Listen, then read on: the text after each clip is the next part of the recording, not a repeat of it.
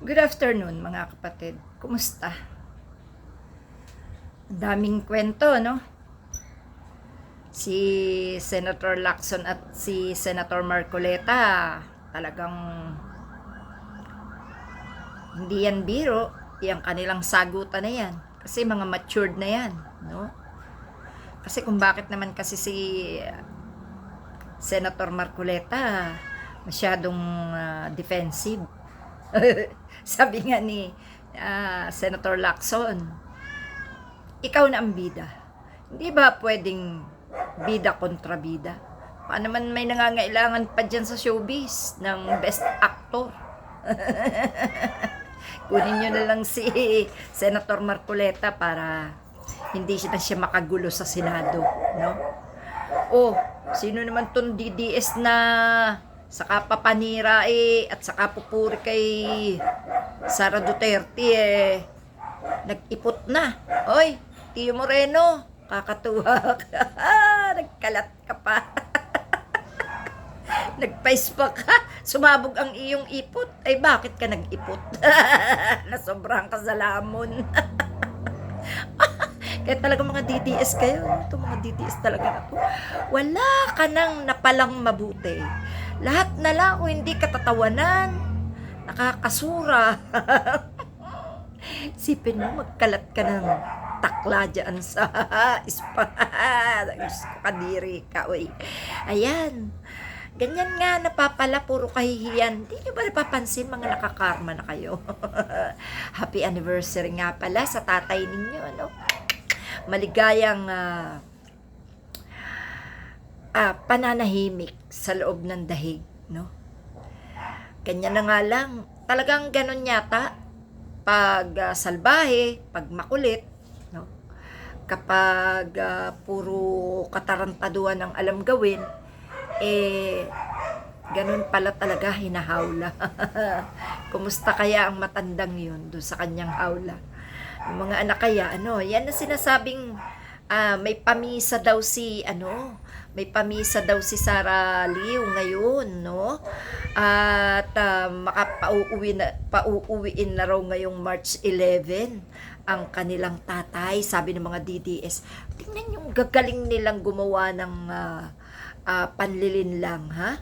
Paano mo iboboto ang isang manlilinlang? Paano ka maniniwala sa mga hudas niyan? Dito naman sa laban ni Senator Leila de Lima, ni Congresswoman, Attorney Leila. Naku, attorney, laban lang. Dapat talaga bigyan ng aksyon yung mga ganyang mapanira. Attorney, wala nang maniniwala sa kanila. Wala na eh. Kumakapit na lang sa kasinungalingan at sa paninira ang mga kampo ni Duterte. Ano man ang gawin nila, ang taong bayan ang hahatol sa kanila, no? Sobra na talaga.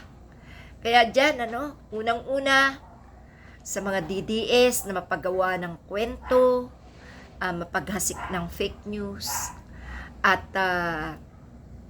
paasa sa kapwa nila DDS. Alam nyo yung inyong mga ginagawa, wala na yan eh. Hindi na iniintindi ng tao yan. Wala na. Kumbaga sa taing bulok na lang kayo. No? Wala. Ano pa nga asahan sa mga Duterte? Ano pa asahan sa mga DDS? Yung sabihin nyo, sa 2028, humanda kami. Ay, bakit naman kami maghahanda sa 2028?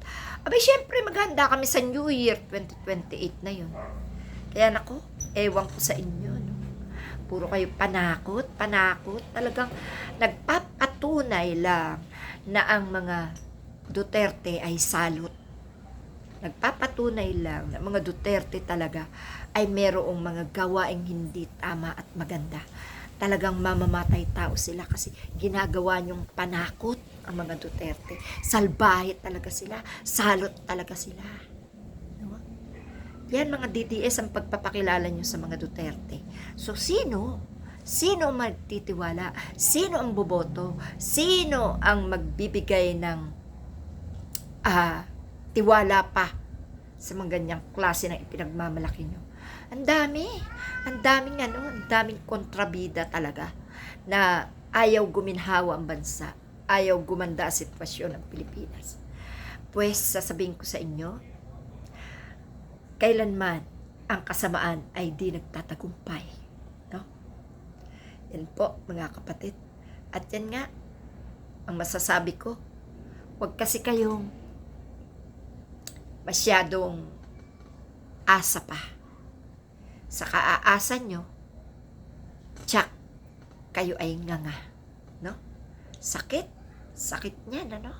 Sakit isipin na kayo ay pinandidirihan, na kayo ay wala nang nagtitiwala, na kayo ay talagang sorry na lang mga DDS. Talagang hanggang dyan na lang kayo, hanggang sa pagiging Vice President na lang si Sara Duterte, at meron pang pag-asa yata na ma-impeach. So, wala na. Kung may Paulo Duterte, kung may Sebastian Duterte, kahit ano pa, basta Duterte, wala na. Sorry na lang kayo. Ganyan talaga. Kapag kasi asang-asa, kapag kasi bilib na bilib, doon naman kumikilos ang pagsubok ng Diyos. Kaya tigil na lang kayo. Tama na. Ha? Husto na. Yun nga pala, Mr. President, nananawagan kami. Ang daming OFW na nagme-message sa akin. Nasaan na raw ba ang investigasyon sa flood control project regarding sa mga senador na sangkot sa nakawan? Bakit nga naman wala na? Bakit para ng bula na naglaho ang kwento ng mga senador na magnanakaw? Anong lang po ng mga OFW yan? Kailangan po masagot natin yan. No? Siya nga pala, may isa pa, munti kong makalimutan. Huwag nyo na pang hinayangan yung nagastos ni President Bongbong Marcos papuntang US. Ganun talaga. Bawat bansa may imbitasyon. Kailangan puntahan. Ang panghinayangan nyo, yung mga ninakaw at nilustay ng mga Duterte. Ha? Hindi naman may tatanggi na pati si Pulong meron ding nanakaw sa flood control project. Hindi naman may tatanggi na ang pagnanakaw sa flood control project ay sa kanyang ama nagmula, kay matandang Duterte. At ang nilustay ni Sara Duterte na ilang milyon, bilyon, no? Yan ang inyong panghinayangan, no? Doon sa isang lawyer na nagsabing, sana raw hindi na lang pumunta ng Amerika si President Bongbong Marcos kasi sayang lang daw yung gastos. Unahin nyo isipin ang mga ninakaw ng inyong mga sinasanto at sinasamba ng mga kawatan, lustador, ha? At mga mandarambo.